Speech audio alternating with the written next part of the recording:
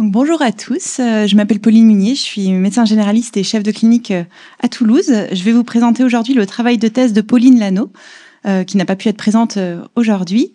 Donc c'est entièrement son travail. Et le titre est l'évaluation des connaissances des femmes de 18 à 36 ans sur l'autoconservation ovocytaire sans raison médicale en Haute-Garonne. Donc tout d'abord, l'infertilité touche un couple sur 4 en France aujourd'hui. Et la première cause de cette infertilité, c'est l'insuffisance ovarienne, donc liée à l'âge de la femme. On sait que chaque femme possède un stock prédéfini de follicules ovariens à la naissance, qu'on appelle la réserve ovarienne.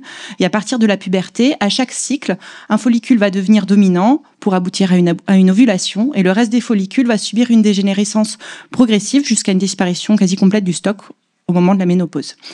Ce phénomène s'appelle l'atrésie folliculaire et va évoluer de façon constante, régulière, avec l'âge. En parallèle, on a aussi une altération de la qualité des ovocytes avec le vieillissement, qui sont de plus en plus à risque de présenter des anomalies méiotiques. À partir de 30 ans, la fertilité commence à décliner, la réserve ovarienne diminue de façon considérable, elle n'est déjà plus que de 12%, et à 40 ans, elle sera déjà plus que de 3%. On a une augmentation des grossesses tardives, un recul de l'âge de la maternité qui était de 24 ans en 1974, qui est passé à 29 ans en 2020. Les recours à l'AMP sont de plus en plus fréquents, surtout chez les femmes de plus de 34 ans. Le problème, c'est que l'AMP présente des limites techniques en raison de la baisse de la qualité des ovocytes avec l'âge. Et avant 2021, le dernier recours pour l'AMP reposait sur le don d'ovocytes, qui est malheureusement une technique qui est peu accessible en France, avec des délais qui dépassent fréquemment les 2 ans. En France, il est possible de conserver ces gamètes depuis 2004, mais initialement uniquement pour certaines indications médicales, notamment avant de commencer un traitement gonadotoxique. À partir de 2011, c'est rendu possible de conserver une partie des gamètes pour les personnes qui faisaient des dons de gamètes. Elles se voyaient proposer d'en conserver une partie pour potentiellement un usage personnel ultérieur. Et en 2021, on a eu donc cette révision de la loi de bioéthique qui rend désormais possible pour les hommes et les femmes d'autoconserver leurs gamètes sans condition d'infertilité, sans obligation de don, donc sans raison médicale. Pour les femmes, le prélèvement doit être fait entre le 29e et le 37e anniversaire. Comment ça se passe? Alors l'objectif est d'aboutir à environ une dizaine de follicules ovariens matures, donc il y a une stimulation hormonale. Généralement, un seul cycle de stimulation est suffisant. Il y a ensuite une ponction qui est réalisée par voie vaginale, sous anesthésie locale. Les ovocytes sont vitrifiés et peuvent ensuite être conservés dans de l'azote liquide pendant plusieurs années. Chaque année, la patiente est contactée par le CECOS. On lui demande ce qu'elle souhaite faire des ovocytes qui sont conservés, est-ce qu'elle souhaite continuer la conservation, débuter un processus d'AMP, est-ce qu'elle souhaite les donner à autrui, les donner à la science ou alors les détruire. Il y a une demande d'ALD hors liste qui est faite pour le prélèvement, et si ensuite un processus d'AMP est initié, il y a une nouvelle demande d'ALD hors liste qui est faite à ce moment-là. Les seuls frais qui restent à la charge de la patiente, c'est les frais liés à la conservation qui sont d'environ 50 € par an. Donc dans ce contexte, on s'est demandé quelles étaient les connaissances des femmes de 18 à 36 ans sur l'autoconservation ovocytaire sans raison médicale en Haute-Garonne, avec comme objectif principal donc d'évaluer le niveau de connaissance de ces patientes. Pour cela, on a réalisé une étude descriptive transversale multicentrique dans 5 cabinets de médecine générale en Haute-Garonne, qui étaient répartis dans des zones urbaines, semi-rurales et rurales, chez donc les femmes de 18 à 36 ans qui consultaient dans ces cabinets.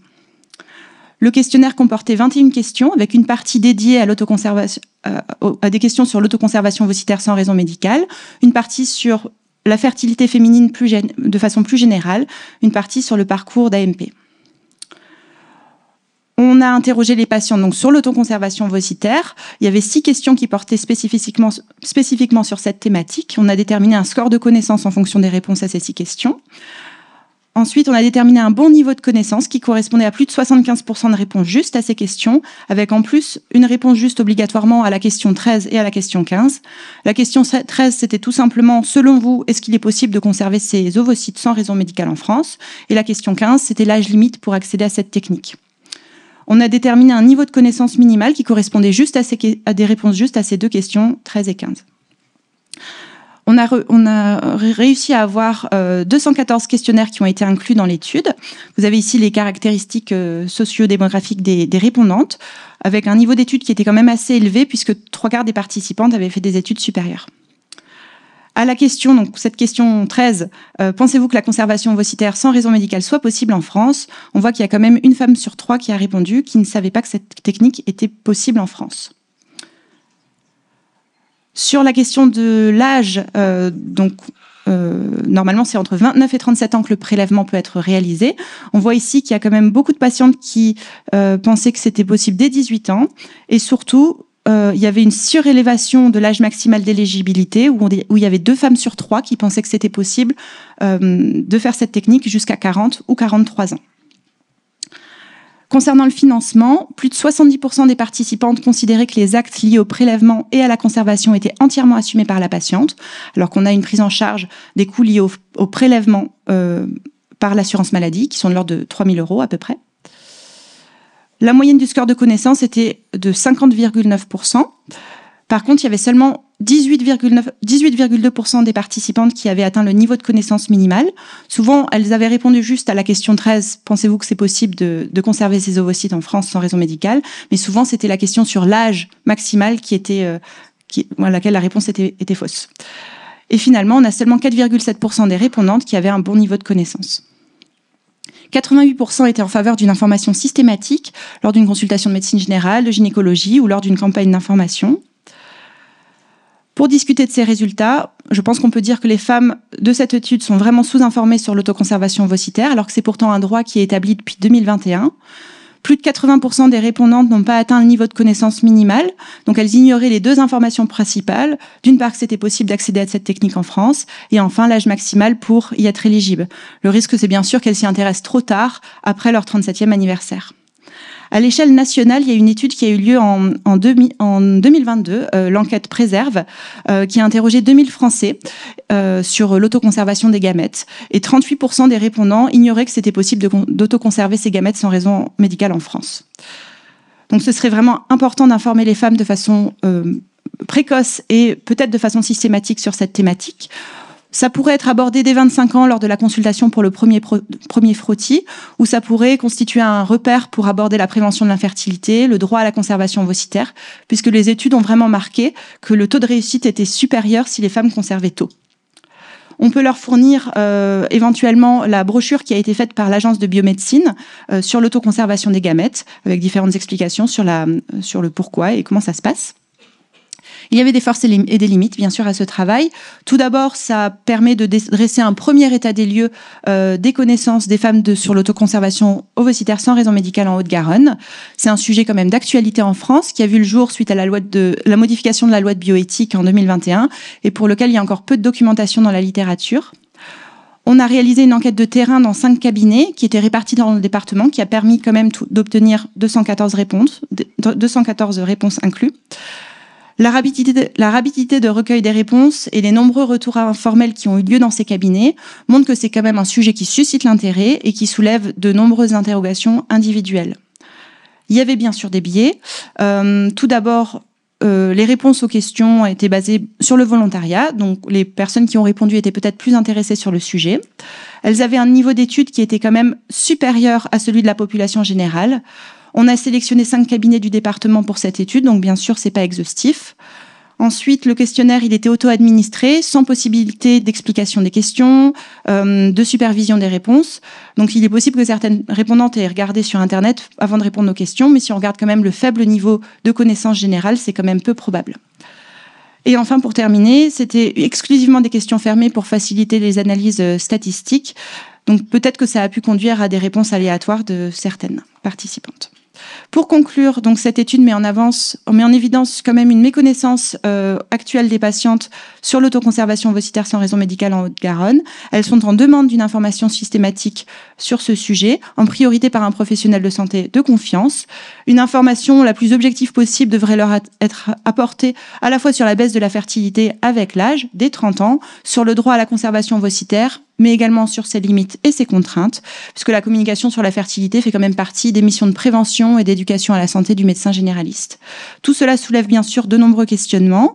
Quel sera le taux d'utilisation de ces ovocytes vitrifiés en France? Quel sera le coût pour une société qui a décidé de prendre en charge cette technique?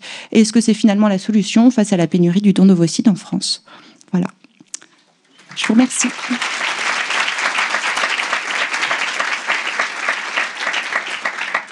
Merci beaucoup pour la présentation. On a déjà une question, je crois. Oui. Bonjour. Bonjour. Merci beaucoup pour cette présentation. Vous avez un petit peu abordé ça sur la fin. je me posais la question de ce qu'on en fait après. Enfin, est-ce que les moyens peuvent suivre parce que la législation a changé, mais est-ce que on a les centres de recueil, est-ce qu'on en a assez pour faire face à une grande demande de la part des femmes? Je sais que par exemple, quand la législation a changé, au même moment, sur le fait d'avoir un accès à la PMA aux couples de femmes ou aux femmes seules, elles ont eu le droit de faire ça, mais derrière, il n'y avait pas assez d'ovocytes ou de centres pour les prendre en charge. Et est-ce que on a un peu de recul? Est-ce qu'on a un peu d'informations là-dessus? Alors, je sais que les délais sont de plus en plus longs. En 2022, c'était à peu près de 7 mois d'attente en province, et en Île-de-France, c'est 24 mois. Ça, c'était les chiffres pour 2022. Après, je ne sais pas trop en termes de quantité d'ovocytes qui pourraient être conservés. Ça, je n'ai pas d'informations là-dessus. Moi, j'ai une petite remarque. Je suis là. Ah, Par rapport aux dons d'ovocytes, il faut se rappeler aussi que les dons d'ovocytes, à partir de 10, on peut conserver pour soi-même, ce qui est quand même important dans le contexte justement de pénurie de dons. Et ça permet, en plus d'en avoir un petit peu de côté, de profiter à quelqu'un d'autre. Voilà, c'était juste une petite remarque à ce sujet. Tout à fait. Merci.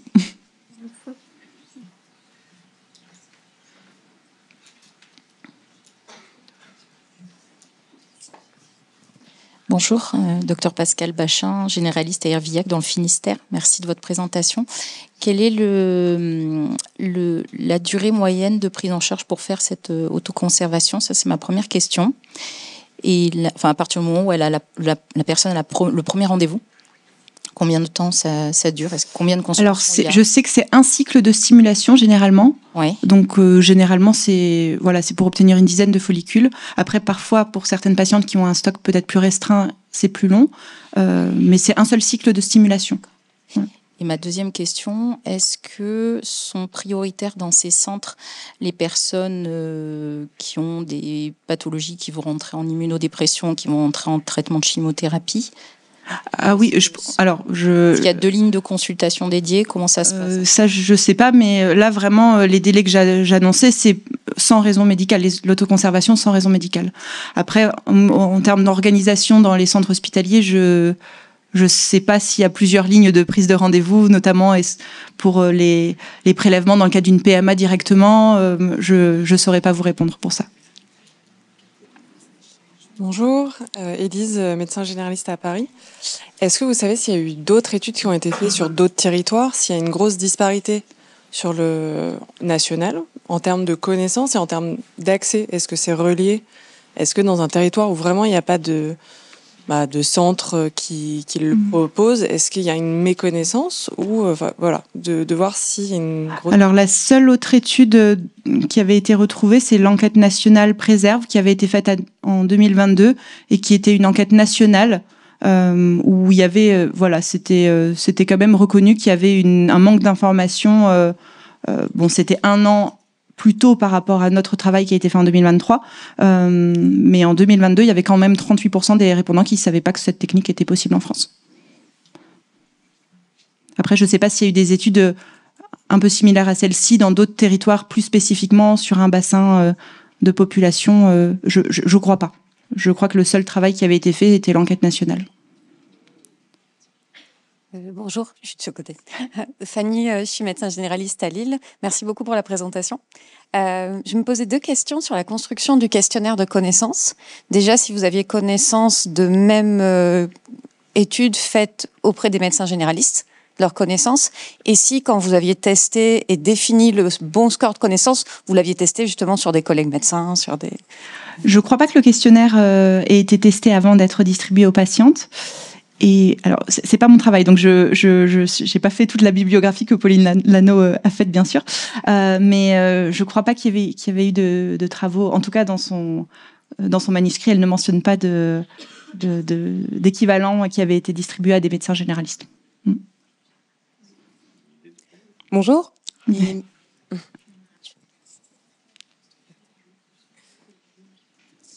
Bonjour et merci pour votre travail de qualité. Moi, je m'interrogeais plutôt sur l'âge ou les âges limites d'autorisation à l'accès à la ponction d'ovocytes. Pourquoi est-ce que l'âge limite maximum est à 37 ans? Est-ce que c'est à cause d'un déclin beaucoup plus marqué à l'âge de 37 ans? Et dans ce cas-là, pourquoi ne pas permettre aux femmes avant l'âge de 29 ans de pouvoir participer à cette ponction d'ovocytes? Merci. Alors, je pense que effectivement, c'est lié au déclin qui est très rapide après 30 ans. Et encore plus après 37 ans où le stock est de plus en plus bas. Je pense que c'est pour ça, comme il faut en avoir au moins une dizaine pour que ça puisse être conservé efficacement et que ce soit ensuite utilisable après dans un procédé d'AMP, parce qu'on a une grande partie des ovocytes qui sont détruits au moment où ils sont décongelés. Je pense que c'est pour ça que c'est jusqu'à 37 ans, parce qu'après il y en a quand même moins. Et pourquoi c'est 29 ans, ça je sais pas. Et l'âge limite pour la conservation chez les hommes, pour le prélèvement, c'est 45 ans. Je pense que je l'ai juste après sur la plaquette. Là, voilà. C'est 29 à 37 ans chez les femmes, 29-45 ans. Et après, pour l'utilisation des gamètes qui ont été congelés, c'est 45 ans pour les femmes et 60 ans pour les hommes.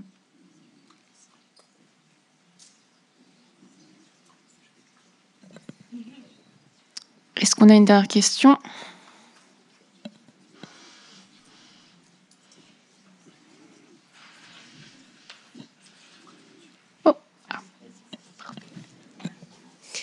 Bonjour, je suis interne en médecine générale à Saint-Étienne. J'avais une question sur est-ce que vous avez eu des témoignages ou est-ce que vous avez des chiffres sur le devenir justement? Est-ce que vous savez ce que sont devenus tous les ovocytes, le pourcentage de celles qui les ont justement utilisés ou le don ou les différentes options possibles? Ça, c'était la diapo bonus, au cas où il y avait la question, parce que c'était un peu court d'aborder tout dans les 10 minutes. Alors, on a retrouvé une étude qui a été faite en Espagne, une étude multicentrique entre 2007 et 2015, où le taux de réutilisation des ovocytes était faible, parce qu'il était seulement de 10%, après un délai moyen de conservation qui était 2 ans. Après, en Espagne, c'est un procédé qui est payant. Donc, bien sûr, on n'a pas le retour. C'est trop tôt pour avoir le retour du taux d'utilisation des ovocytes en France. Donc, on peut penser que peut-être les patientes qui n'utilisent pas leurs ovocytes dans le cadre d'un procédé d'AMP choisissent peut-être plus facilement d'en faire don à autrui. Mais il n'y a aucune étude qui a évalué les dispositions des patientes qui souhaitent plus utiliser leurs ovocytes vitrifiés. En 2021, il y a eu une méta-analyse qui a été faite qui a recueilli les intentions de disposition des femmes concernant les ovocytes inutilisés. Ça a rassemblé 873 femmes sur 8 études. Vous avez ici les intentions, là, 53% qui pensaient faire don à la science, 32% don à autrui et 12% les détruire. Voilà. Après, dans tous les autres pays, c'est des processus qui sont payants. Enfin, la charge des patientes, c'est le seul pays où c'est pris en charge par l'assurance maladie. Donc, on n'a pas d'équivalent voilà, en termes de devenir des ovocytes.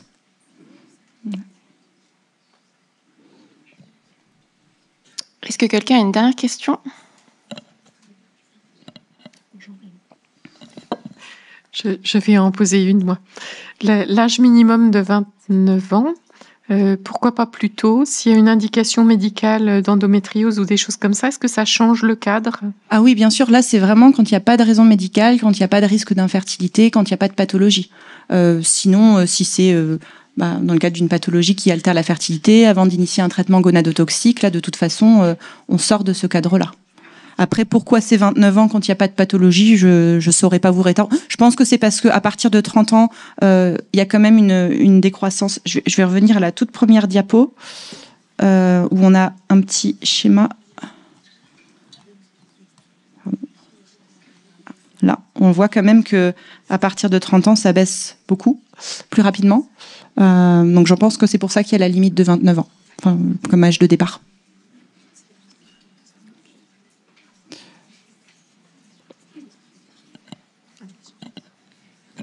Mais bonjour. 37 ans, c'est pris en charge financièrement, mais il me semble qu'après, c'est possible jusqu'à 42 ou 44 si on paye, c'est ça? Non. Alors ça, c'est après pour utiliser les ovocytes dans le cadre d'un processus d'AMP, c'est jusqu'à 45 ans. Un processus d'AMP est possible jusqu'à 45 ans. Mais là, c'est vraiment la conservation sans raison médicale d'ovocytes après un processus de stimulation. Le prélèvement, il doit être fait dans cette tranche d'âge, 29 à 37 ans. Même si on paye, on ne peut pas. Non, on ne peut pas. Okay.